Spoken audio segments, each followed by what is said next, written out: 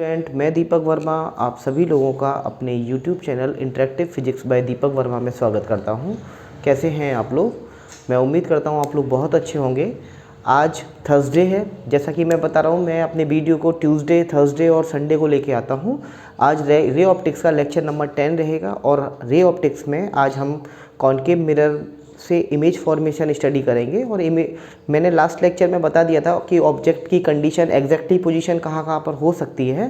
तो आज उसी क्रम में हम ऑब्जेक्ट की सिचुएशन को लेंगे, ऑब्जेक्ट की अपनी पोजीशन सेट करेंगे और उसके बाद में हम इमेज फॉर्मेशन बनाएंगे with the help of concave mirror, कि कॉनकेव मिरर किस तरह से इमेज बनती है कॉनकेव मिरर से और ऑब्जेक्ट की क्या कंडीशंस हैं। तो आप लोग मेरे साथ हेडिंग लगा लीजिएगा, image formation by concave mirror.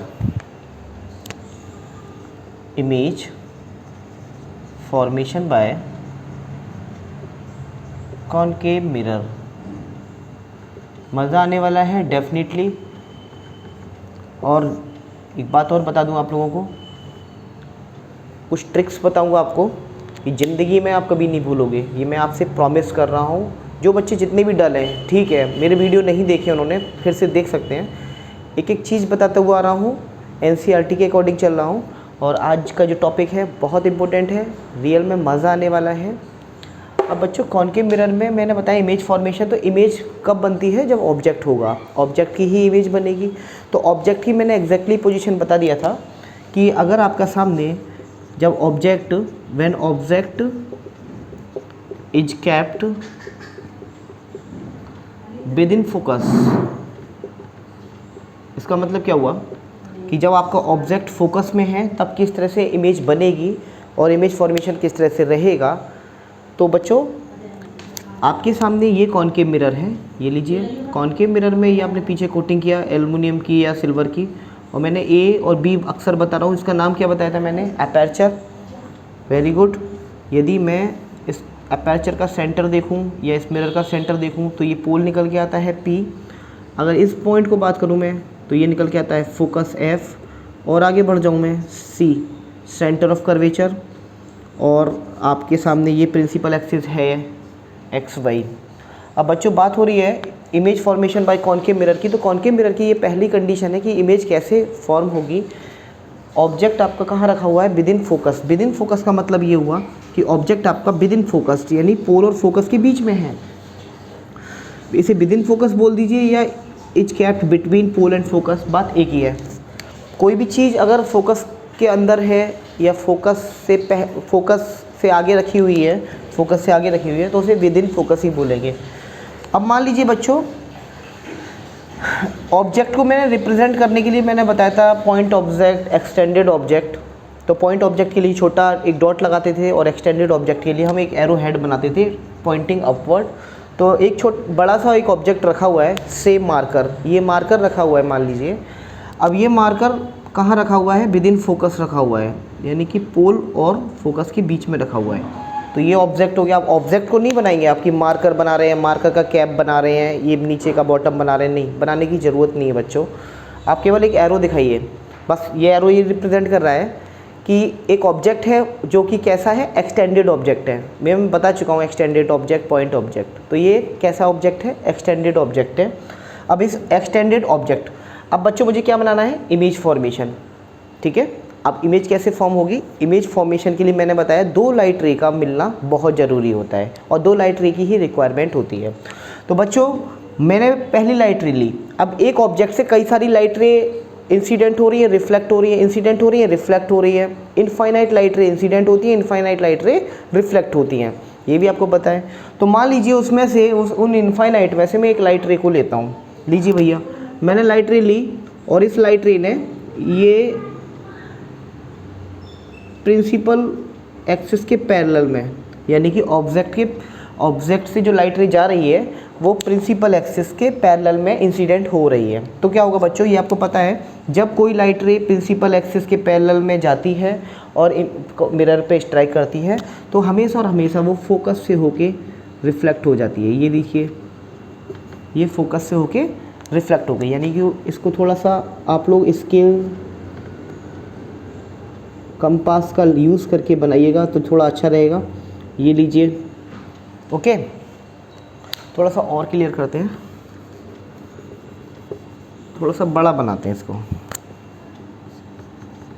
मान लीजिए ये हमारा फोकस है, जितनी डिस्टेंस पोल से फोकस की उतनी ही डिस्टेंस सेंटर ऑफ कर्वेचर से फोकस की रहती है, ये भी आपको पता है। अब आपका जो ऑब्जेक्ट है बच्चों एग्जैक्टली कहाँ रखा हुआ है, पोल और फोकस के बीच में, तो ये लीजिए ये हमारा ऑब्जेक्ट रखा हुआ है। अब बच्चों अगर कोई लाइट रे जाएगी प्रिंसिपल एक्सिस के पैरेलल में तो क्या होगा, वो फोकस से वापस जाएगी, यानी ये फोकस, दिस फोकस, ये थोड़ा सा दिस, अभी भी नहीं हुआ, कोई बात नहीं।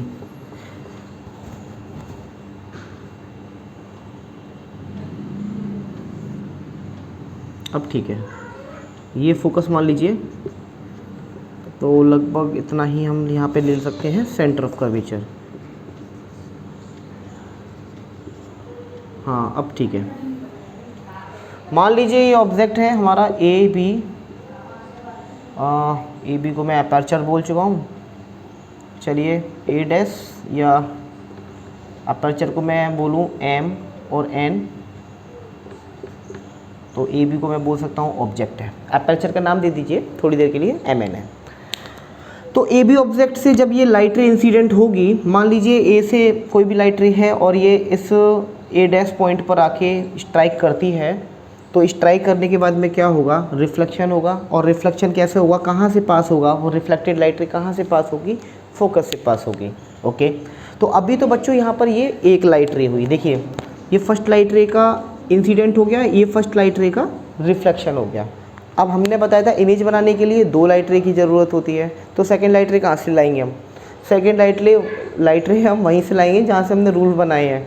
तो सेकेंड लाइट रे बच्चों आपको पता है कि यदि कोई लाइट रे सेंटर ऑफ कर्वेचर से जाए तो सेंटर ऑफ कर्वेचर से ही पास हो जाती है, क्योंकि सेंटर ऑफ कर्वेचर क्या होता है, नॉर्मल हो जाता है। सेंटर ऑफ कर्वेचर इस मिरर के लिए नॉर्मल बना, तो नॉर्मल से बनी हुई इंसिडेंट और रिफ्लेक्टेड लाइट रे कैसे रहती है, 0 डिग्री पे।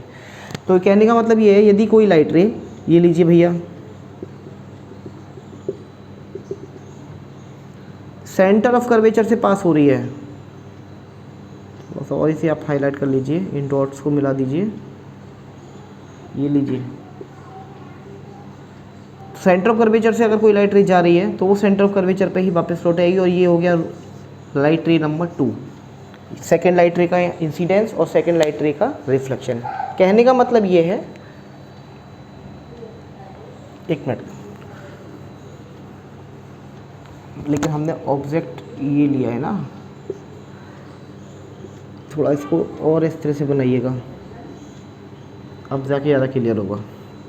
Okay, A B.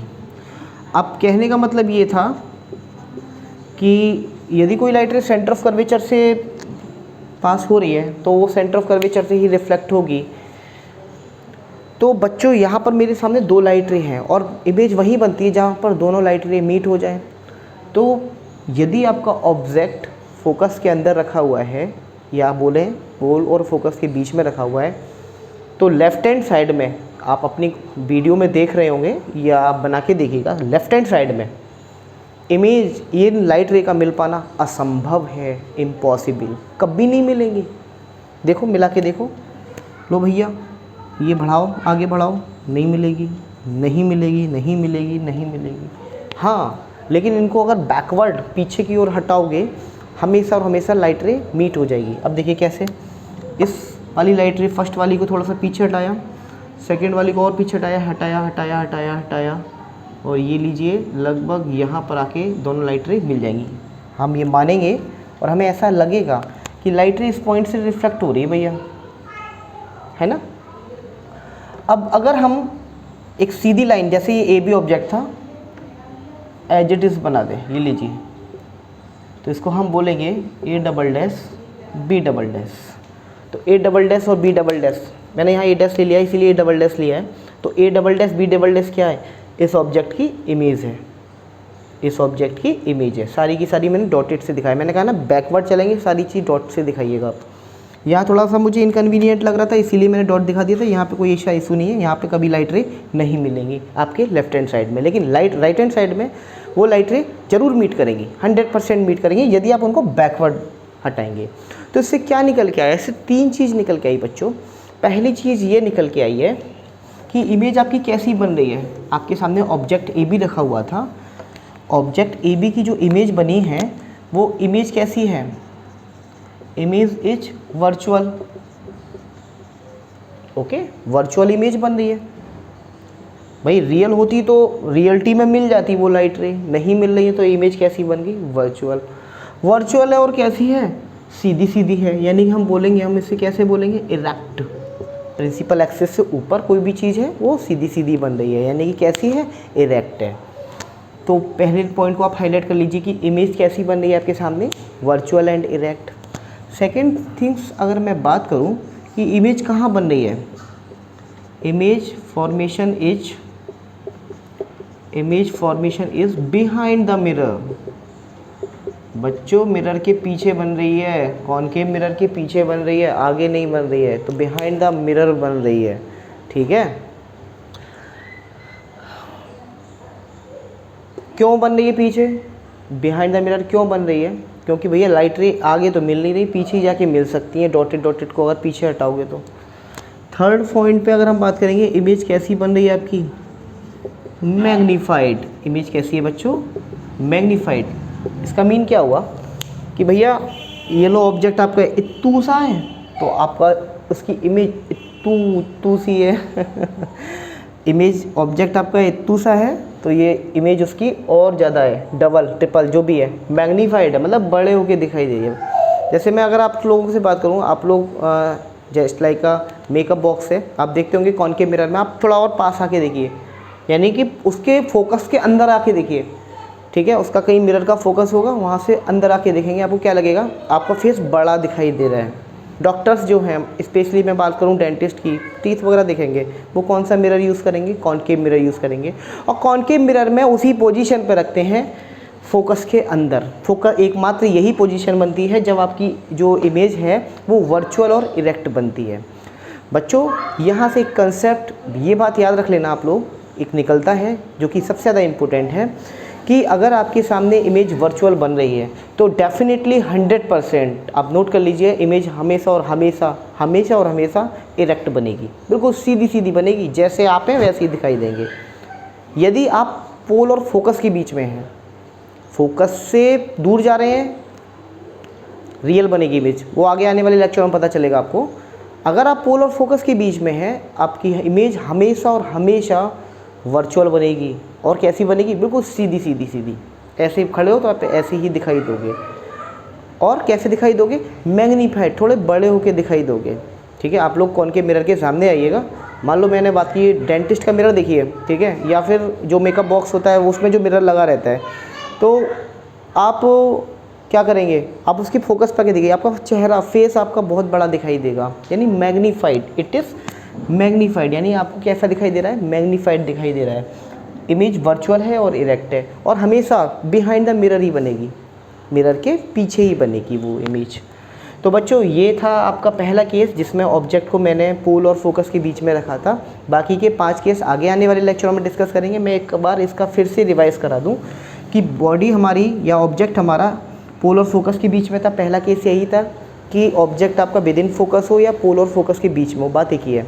तो यहाँ पे मैंने कहीं पर भी रख दो, आप यहाँ रख दो, यहाँ रख दो, यहाँ रख दो। फिर हमने क्या देखा, एक लाइट रे को इमेज बनाने के लिए लाइट रे की minimum 2 light rays are required, 2 light ray की ज़रूरत होती है। चलो भैया स्वाहा, ये लीजिए एक लाइट रे ये गई आपके सामने, ये लाइट रे गई, उसके बाद में क्या हुआ, ये कैसी लाइट रे इंसिडेंट हो रही है, parallel to the principal axis, तो कहाँ से पास होगी, कहाँ से रिफ्लेक्ट होगी, प्रिंसिपल फोकस से। ये लो भैया प्रिंसिपल फोकस से वापस हो गई। आप लोग स्केल से कंपास से बना के देखिएगा, मज़ा आएगा और डेफिनेटली बिल्कुल सही बनेगा। ये मैं फ्री एंड बना रहा हूँ। उसके बाद में अगर मैं बात करूँ सेंटर ऑफ कर्वेचर से यदि कोई लाइट रे जाती है इस ऑब्जेक्ट पे पास होती है तो सेंटर ऑफ कर्वेचर से ही वो वापस हो जाएगी, सेंटर ऑफ कर्वेचर से ही वो वापस हो जाएगी। लेफ्ट हैंड में देखता हूँ दोनों लाइट रे कहीं मिल ही नहीं रही हैं। सर आप तो कह रहे थे कि लाइट रे का मिलना बहुत ज़रूरी होता है। मैंने बिल्कुल सही कहा, लाइट रे का मिलना बहुत ज़रूरी होता है, लेकिन भाई साहब जब नहीं मिल रही तो क्या करूँ मैं, उसे पीछे बढ़ा लो। पीछे बढ़ा के देखते हो आप तो क्या देखते हो, यहाँ पर हमें एक पॉइंट ऐसा मिलता है जहाँ पर लाइट रे मीट कर रही है। लाइट रे मीट कर जाती है, बस वही पॉइंट को हमने रोक लिया, उसके बाद में एक परपेंडिकुलर ड्रॉ कर दिया, जैसा ऑब्जेक्ट है वैसी उसकी इमेज निकल के आ गई। लेकिन जितना भी अब ये डिस्टेंस ज़्यादा आ रही है, इसका मतलब क्या है, मैग्नीफाइड इमेज होगी, मैग्नीफाइड इमेज होगी। और कैसी इमेज होगी, वर्चुअल होगी। और कैसी होगी, वर्चुअल के साथ में एक टर्म्स बता दिया मैंने, इरेक्ट होगी। प्लेन मिरर से देखते थे virtual and erect, virtual and erect, तो वही चीज़ है। और इमेज मैग्नीफाइड बन रही है, बिहाइंड द मिरर बन रही है। तो ये कंसेप्ट था बेसिकली, जब आपने ऑब्जेक्ट को पोल विद इन फोकस रखा हुआ है। नेक्स्ट लेक्चर में हम डिस्कस करेंगे आपसे, जब आपका ऑब्जेक्ट एट फोकस पे हो, एग्जैक्टली फोकस पर हो, तब क्या होगा, इन्फिनिटी पे इमेज बनेगी। मज़ा आएगा, धीरे धीरे करके पढ़ दिए आप लोग।